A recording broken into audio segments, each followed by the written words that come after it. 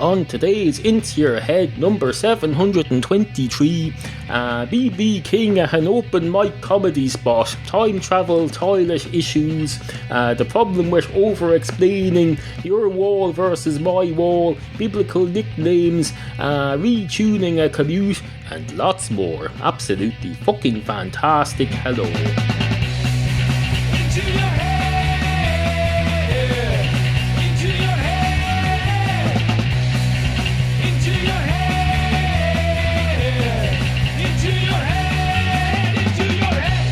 Two dogs walk into a supermarket. One of the dogs goes straight up to the supermarket off-license section and says, "Hello, can I have a bottle of your finest vodka, please?" And the man behind the supermarket shelf says, "Oh, I don't work here. I'm just another customer browsing in the next aisle. But since you ask, I think you'll find it's not 10:30 yet. You can't buy alcohol before 10:30 of a morning. Or I believe it's 12:30 of a Sunday afternoon, if it's Sunday morning, or if it's Sunday afternoon, either way, or if it's Saturday, you can't. If it's after Saturday, if it's after closing time on Saturday, then you can't buy it until 12:30 of a Sunday afternoon either."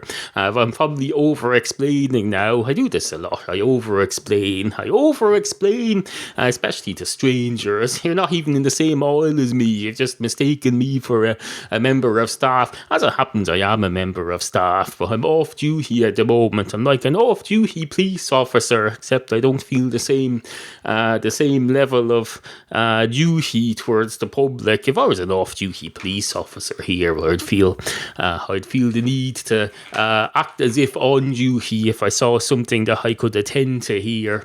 But no, now that you mention it, if I was an off-duty police officer, I probably wouldn't be able to answer your query about this shop, although I would, because the police enforce the alcohol trading times laws. So now that you mention it, no. But no, I continue to over-explain. There's a thing they say, never apologise, never explain. I've never been able to ascertain what it meant because nobody's willing to explain it. They just say, never apologise, never explain. And everyone goes, why not? Why do I not explain? Why do I not apologise? And you get no response, which I suppose is fitting. You have to, if you set up a policy like that, you have to abide by it. Otherwise, you're a hypocrite. You're a damn hypocrite. And if there's one thing that people like that can't stand, it's damn hypocrites and damn lawyers, which I suppose is reasonable. I don't know whether it's reasonable though, because they won't explain. Can't get any further detail. But I suppose I have to assume it's reasonable. Although I don't like to assume things. That's not how the law works. The law doesn't work on assumption. Especially when you're finding someone guilty of something. It works on assuming them innocent treating them as innocent until and unless proven guilty in a court of law. And the police, I can tell you, they're not a court of law. They're separate from the law system. The police and the judiciary are kept separate, or at least they're supposed to be. And the cat says, "Well, thank you very much, sir. Thank you very much for your service to our community. Thank you very much indeed. Thank you very, very much indeed." Although I shouldn't be thanking you, because you're putting someone out of a job here by answering customer queries that could be dealt with by a member of staff. This shop is probably reducing people's hours because of people like you doing their work for them unpaid. Fucking ridiculous. And the police officer says, "Oh, I think I'm going to have to decide to be on duty now." Although now that I remember, I can't remember, did I say why I was an off-duty police officer or an off-duty supermarket clerk here? I can't remember now. I know I spoke at length about being the possibility of being an off-duty police officer. I can never remember what I said earlier in the segment. And the cat says, "Oh, fucking hell, fucking hell, fucking hell, fucking hell, fucking hell, fucking hell, fucking hell." And the off-duty police officer says, "Oh, that's a nice harmonica. Where did you get it?" And the cat says, "Oh, my wife gave it to me for my birthday or my Christmas many years ago."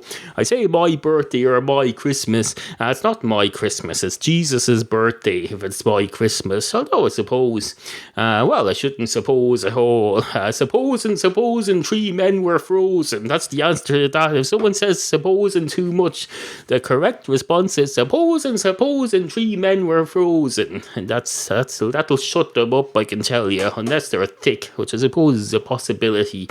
Thick being a local colloquialism for stupid. Not that there's anything wrong with being stupid. There's nothing wrong with being stupid. Stupid people have the same, or should have the same rights and treatment as everyone else in the world. There's nothing wrong with being stupid. You're allowed to be stupid, you know. It's not a crime. Although you'd know more about that than me, being a police officer. Although you wouldn't, because you're not a solicitor or a lawyer or a barrister. You're a police officer. So anyway, on with the show. Now, I know what you're thinking there. You're thinking Christ. You're thinking Jesus, Holy Mother of Christ on a popsicle stick, which is inaccurate because Jesus' mother wasn't called Jesus. Jesus, Holy Mother of Christ isn't, unless his nickname was Holy Mother of, and his full name was Jesus Christ, and you put the nickname in brackets, or the name that he was known as to his friends. So you put Jesus, Holy Mother, brackets, Holy, no, you put Jesus, quotation mark, Holy Mother of, close quotation mark, Christ. That's what he put if that was the case. But I doubt very much that it was. People didn't call people nicknames like that in those days. Back around the year 0, they didn't. They didn't have names for things. They barely had names for the year yet. They barely had a calendrical system. Although they did, just not the same one that we have. But no, they didn't have names for years. They didn't even have no proper numbering systems for years. So that they did, but this obviously wasn't good enough since they had to change it around the year 0 to a new thing. So no, don't give me that crap. Don't give me that crap about Jesus, Holy Mother of Christ. Maybe his nickname was Holy. Son of a Holy Mother of Christ. That would be more appropriate, just not very respectable, and therefore inappropriate, but more appropriate than the original one. So anyway, as I say, know what you're thinking there, and this is why you don't delve publicly into people's thoughts. If I shouldn't be telling the world what you're thinking, because you probably don't want it to be known. You're trying to keep those thoughts to yourself, and here I am breaching your privacy. It's very, very rude of me. Luckily, my psychic powers here are fictional, and I've no idea what you're thinking.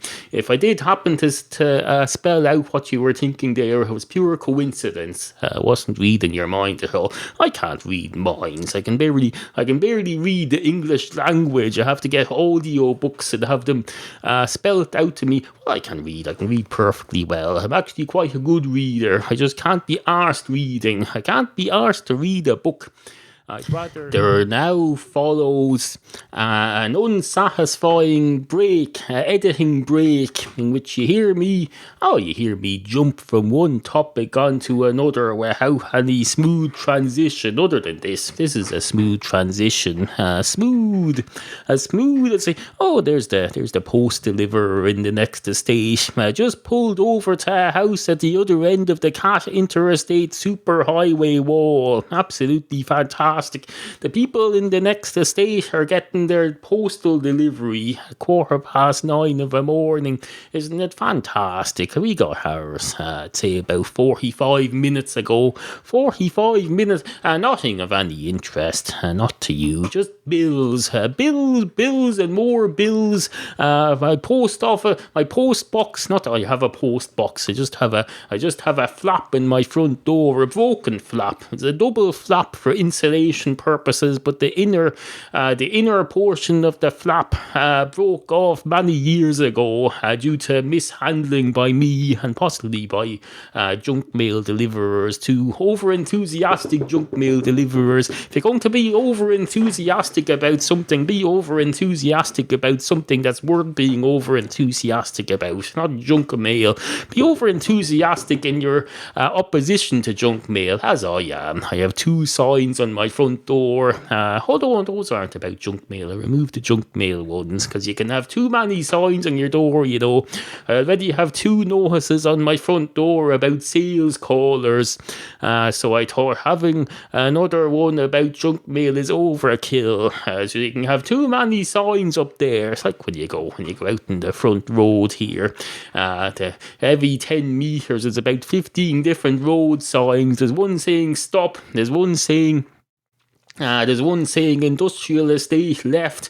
There's one saying town centre 2 kilometres, which is inaccurate, so it probably doesn't say that. Probably says, I don't know, probably says a mile or something. I don't know how far the town centre is from here. The town, what we laughingly call the town centre. It's a frigging street. It's a street with a few shops on it, half of which have closed in the last year, because we're recessionating. We're receding back into the 1980s. Not in terms of time, but in terms of the economy. This country has gone down the shithole. Is that what they call it? No, they don't. The shithole is what it comes out of. It goes down into the toilet. You don't call the toilet a shithole generally. People reserve the term shithole for the anus from which the stuff comes out. They don't call the toilet the shithole unless you're out in some place where toilets haven't been invented yet. Which you'd have to have time travel for that, because toilets have been invented everywhere in 2013. They just don't exist everywhere. For example, if you go to some place out the desert in Africa and they don't have toilets, you don't say toilets haven't been invented here yet. No, because it's still 2013 there. Toilets have been invented. They're just not available there. So no, if you're saying you're going to a place where toilets haven't been invented yet, then what you're saying is that you're time traveling back in time to another time, not necessarily another place, although it could be. Although some would say if you travel to certain parts of the world, you're effectively time traveling, because for one thing, there are parts of the world that are far less advanced than us, and for another thing, if you're going west for at least halfway around the world, you're going backwards in time in terms of crossing time zones. Well, that's a bit much, if you don't mind me saying so. You probably don't, because I'm accusing myself of being a bit much, not you, because it was me that was saying it. Anyway, on with the unsatisfying jump in gaps between topics to do with bad editing, or whatever I said it was. I think I've cleared it up now in the work that I've done in the last few minutes, but I'm messing it up again now by putting in this frigging sentence here. So might as well be hung for a sheep as hung for a lamb, as they say, or something like that. We might as well be hung for a sheep as hung for a goat. I've done this before, haven't I? I've said might as well be hung for a sheep or as hung for a lamb, or something like that. And then I called the episode "Hung for a Sheep," and it sounded vulgar. Just looking up this phrase now, because I think I've got it wrong. I might as well be hung for a sheep as a lamb. Oh, there, I was right. I might as well be hung for a sheep as a lamb, or one might as well be hanged for a sheep as for a lamb, according to EnglishClub.com, which apparently thinks it has a monopoly on proper English. Although I see the category they've got that post in is called badness, which is not a word at all. So they might as well be hung for a sheep as a lamb, or they might as well be hung for being damn hypocrites about their English language. Anyway, on with whatever follows. Oh, speaking of which, if you're a regular listener to this podcast, it's time to start my annual reminders, which occur several times a year in the run up to Christmas, that you can support this podcast by doing your Christmas shopping through Amazon. Just go to intoyourhead.com, click through the link to Amazon UK or Amazon Canada, or Amazon US, go through there and do all your shopping on Amazon, and I get a commission. It doesn't cost you any extra, but it pays for the fees to keep this fucking podcast on the internet. It's either that or close down the internet, and we'll have to start building a fucking transmitter and have a radio station, which frankly I think will be overkill for a 30-minute couple of times a week program. You don't need transmitters for that. No, the internet is a fully set up already transmission system. You don't need a freaking... Imagine if every fucking website had to have a separate internet or transmitter of some sort up on a mountain over there somewhere. My radio signal that I used to get before the internet came out used to come from a sitting up on a hill over there somewhere. Up in the mountains, they have a big transmitter and it beams out national radio and television stations to the nation. You have RTE1 television, and you have RTE Radio 1, and you have RTE 2 television, and you have RTE Radio 2, except they renamed it to make it appeal to the young people. They said, we're going to call this 2FM, because it's Radio 2, and it's on the FM bandwidth, so we're going to call it 2FM, and that'll appeal to the young people, and we'll blast out young people's music for 25 years, and then our main presenter will die. He'll drop dead around age 50 about 3 years ago, and everyone will abandon the station because that's the only thing they tuned in for, and they'll go elsewhere. They go elsewhere, not physically. They'll move their dial. They'll move the dial, or they'll move the little pointer thing on the dial. They'll say, no more listening to that station. Let's retune to another station, just like you would if your train station was closed. If you're on the frigging the London Underground, and they said, the station that you're going to, whatever it's called, is temporarily closed. You have to go to the next station or the previous station, whichever is more suited to wherever you're going to.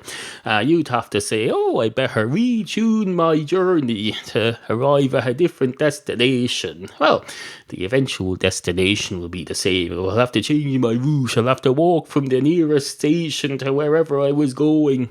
And retune, basically. Retune, just like you would. You probably don't need any more. You don't need any further examples unless you're a moron. Not that there's...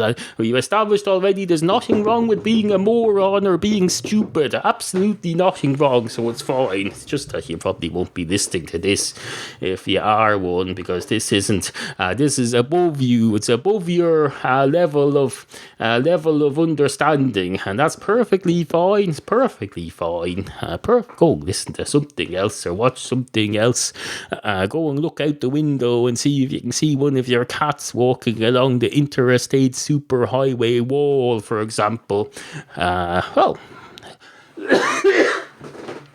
That example is probably a bit specific because it probably only applies to me. How many people do you know who have a wall that they know as the Cat Interstate Superhighway Wall? Probably very few, but that doesn't mean they don't have one. They just don't know it by that name. There's a good chance that wherever you live, there's a wall near you that's effectively a Cat Interstate Superhighway Wall. You just don't know it as that. You don't know it as that. It's a language thing. You have a different language. Even though you speak the same English language as me, the English language has failed us because you know that wall by a different name, especially if you don't have cats. Maybe you know it as the wall that the kids sit on drinking cans of cheap cider of a Saturday evening. Maybe that's what you call it. In which case it's a different thing. It's a wall. It's the same type of wall, but has a different use, so it's appropriate to give it a different name, I suppose. Supposing 3 men were frozen. Now I know what you're thinking. He said earlier you shouldn't say that. I did not. One of the characters in My Two Cats Walk Into a Supermarket said that.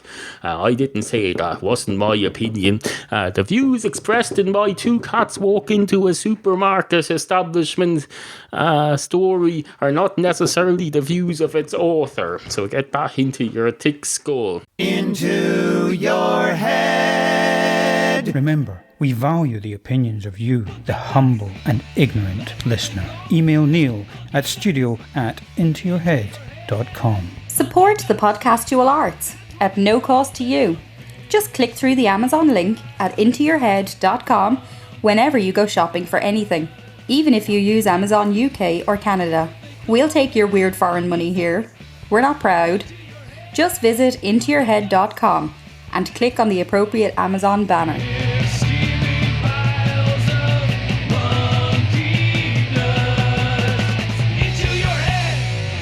Now, I know what you're thinking there. You're thinking, for one thing, he cleared his throat or coughed with his mouth closed, or somewhere between the two. I don't know what you'd call it.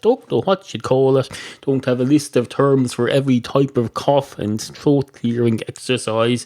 Well, that's not relevant. Anyway, the point is, I know what you're thinking there. You're thinking, apart from the throat thing, he's after putting in a pre-recorded announcement regarding his Amazon links when he's already discussed it. He's already discussed it in the midst of a segment earlier. Well, it's fine. Well, it's not fine. I'm obviously not fine with that. It was an error, a stupid error on my part.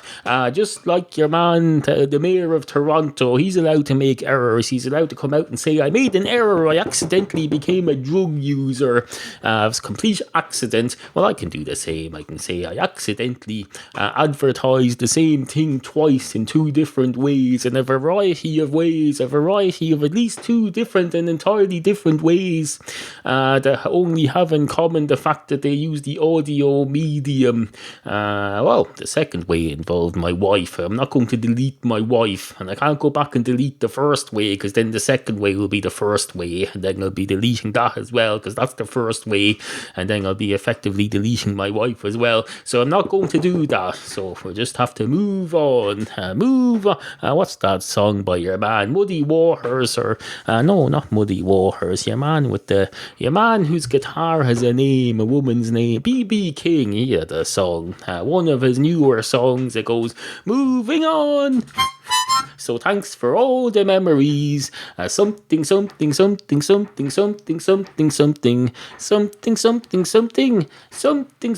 Time for moving on. B.B. King, one of the finest blues singers of the 20th century. I only know him really from that song he did with the fun-loving criminals. Beat 'em up, punk, we're the fun-loving criminals. They also did running around, robbing banks, all whacked up on Scooby Snacks. I know some of these songs don't necessarily have harmonica in them. I should dig out the guitar. I have access to a new guitar now. It's been a while since I used a guitar on the program. I'll dig it out of the other spare room later. I keep meaning to do that. I have access to a proper guitar. It's got no strings missing or anything. Not like the guitar I used to use. I'll dig that out, and you be something to look forward to. You need something to look forward to in the depths of November when winter is set again. The nights draw in, there's a sound of music in the air, red skies are falling. That's a song as well, A Winter's Tale by Queen, written by and recorded by Freddie Mercury while he was dying a slow, painful, private death. But it's a beautiful song anyway. Winter's Tale. Where are we going with this? I don't know. Was I doing one of my I know what you're thinking things? I think I was. How I dealt with that, didn't I? Yeah, that was the thing with the advertising the Amazon thing twice, and you wanted me to delete my wife. Well, it's not happening. That's not a goer. That idea of yours whereby I delete my wife. So move on, as your man says. Moving on, moving on, moving on. So thanks for all the memories. And something. It's surprising, really, to have all the B.B. King songs that have been recorded over many decades. The only one that comes to mind is one that I think was just recorded in his later career, and is not one of his classics. Although there's the one he did with the Fun-Loving Criminals as well that he was on. I can't remember. I don't think he sang it. I think he just played a musical instrument on that, so I can't sing that. He can't sing a guitar, so I can't really quote that one to you. I can't remember it anyway either. Anyway, two B.B. Kings walk into a bar. One of the B.B. Kings goes straight up to the bar counter and says, "Hello, do you happen to have an..." Bollocks. Do you happen to have an open mic slot here? And the man behind the bar says, yes, but it's more for comedians than for blues singers. And B.B. King says, who said anything about me wanting to do singing? I want to do comedy. I want to be a comedian. There's already a B.B. King. There's only room for one B.B. King in this world. And the one who's just walked in with me and taken a seat has taken up that position already, because I assume it works like that. Whoever sits down first. And to be perfectly honest, I wasn't all that enthusiastic about competing for the vacancy, as you can see, because I just wandered up to the bar here, didn't rush to take the chair, although it's not like musical chairs. You've got more than one chair here. There's plenty of room for both B.B. Kings to sit down, but only one of us can be the B.B. King. That's the point. So anyway, do you have a comedy open mic slot that I might participate in? And the man behind the bar says, yes, I do, but you're B.B. King, for Christ's sake, or someone very closely resembling him. Why would you want to be lowering yourself to some stand-up comedy open mic slot in some pub? And B.B. King says, you're not paying attention here, are you? You wouldn't make a very good audience member.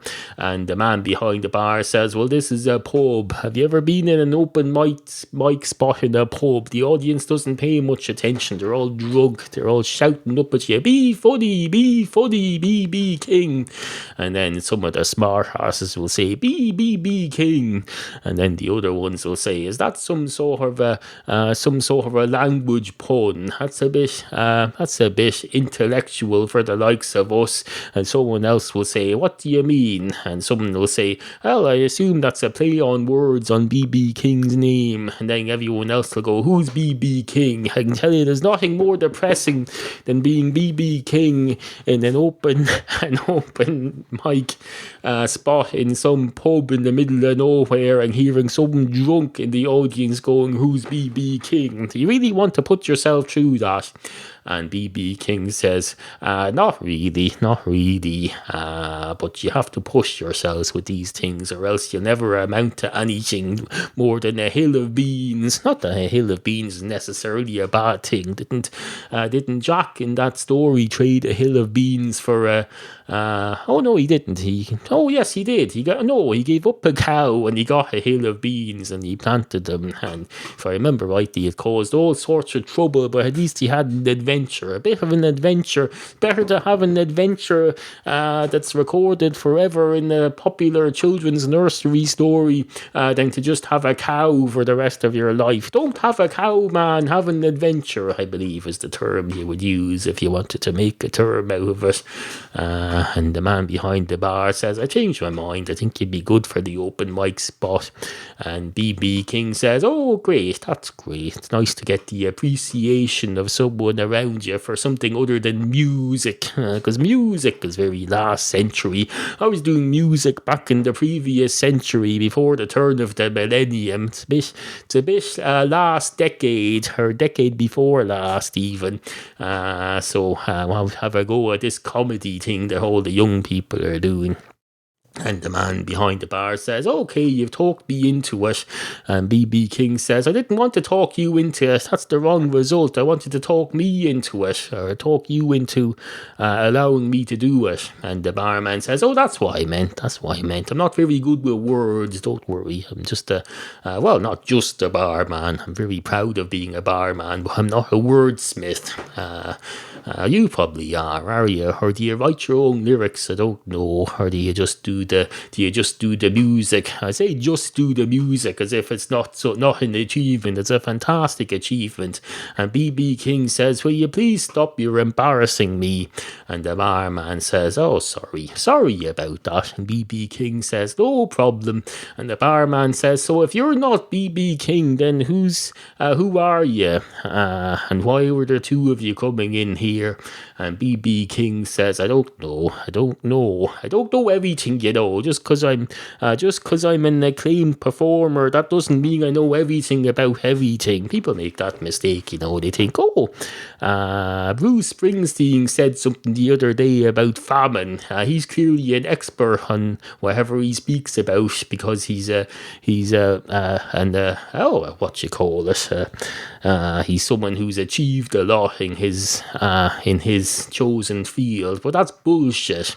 Not that I know. I'm not an expert on what's bullshit and what isn't bullshit. I'm just a fella who's achieved fame for his musical talent. And now I'm going to have a go at something else. And the barman says, oh, well, I admire your, what do you call it? And the B.B. King says, oh, I see what you mean about not being much of a wordsmith. And the barman says, indeed. And the great night is had by all. You've been listening to Neal tell you stories. About cats, probably. Neal talks a lot about cats. Send your topic suggestions to studio@intoyourhead.com. Sit, Bowsy. Sit. Good cat.